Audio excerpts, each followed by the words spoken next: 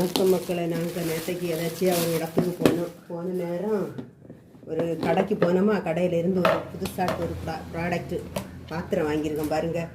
இதை பார்த்தா பூக்கூடை மாதிரியும் இருக்குது, உள்ளி கூட மாதிரியும் இருக்குது. நாங்கள் இதில் வந்து உள்ளி போட்டு வைக்கலான்னு சொல்லிட்டு வாங்கினோம் பாருங்கள். பாருங்கள் இப்படி வச்சு இப்படி வைக்கலாம் பாருங்கள்.